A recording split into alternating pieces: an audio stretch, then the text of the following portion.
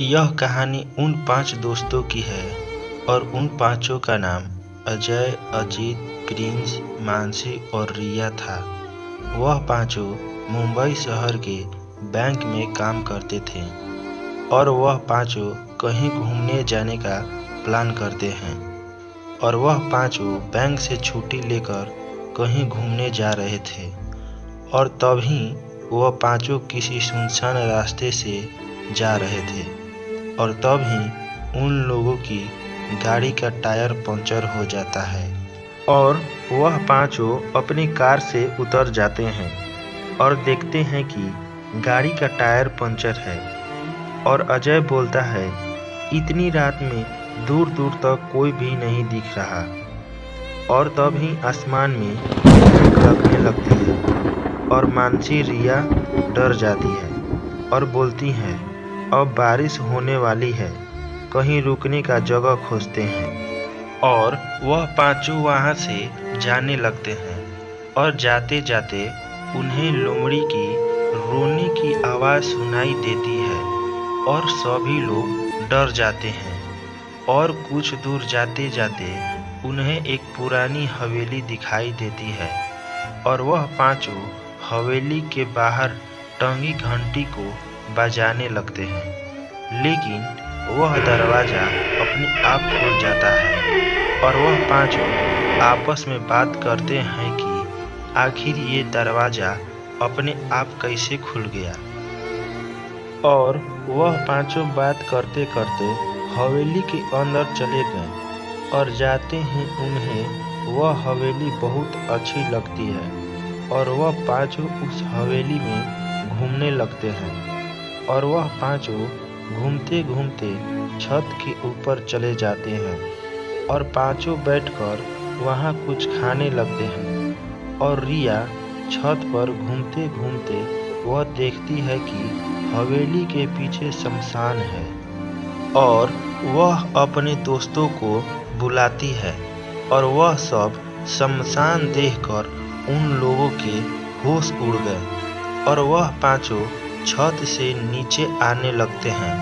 तभी उन पांचों दोस्तों को लगता है कि उनके पीछे कोई आ रहा है और उन्हें धीरे धीरे उस हवेली में उन्हें पायल की आवाज़ सुनाई देने लगती है और पांचों दोस्त भागने लगते हैं। और अजीत और रिया आगे आगे थे, लेकिन अजय, प्रिंस और मानसी पीछे थे।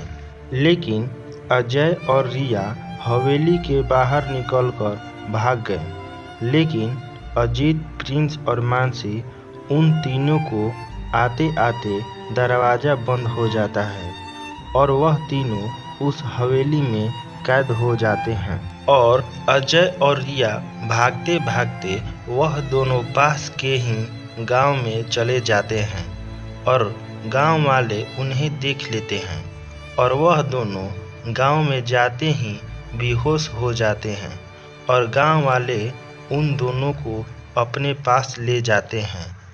और इधर अजीत, प्रिंस और मानसी डर के मारे उस हवेली में इधर उधर भागने लगते हैं।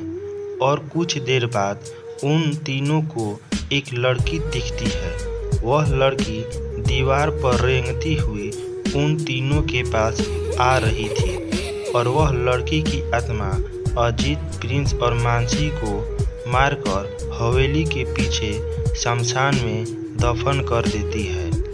और इधर कुछ देर बाद अजय और रिया को होश आ जाता है और गांव वाले पूछते हैं, तुम लोगों के साथ क्या हुआ है और तुम लोग कौन हो।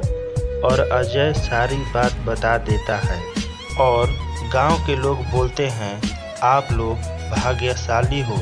और गांव के लोग बताते हैं कि उस हवेली में एक लड़की की आत्मा रहती है और उस हवेली में जो भी जाता है वह लड़की की आत्मा उन सबको मारकर हवेली के पीछे दफन कर देती है। और फिर एक दिन फिर वह दोनों अजय और रिया और उनके साथ कुछ गांव वाले करीबन 11 बजे दोपहर में उस हवेली के पास जाकर अपने दोस्तों को देखने जाते हैं, लेकिन उनके दोस्तों का नामो निशान नहीं मिलता है और वह दोनों अजय और रिया अपने चेहरे पर मासूमियत के साथ अपने मुंबई शहर में वापस चले जाते हैं।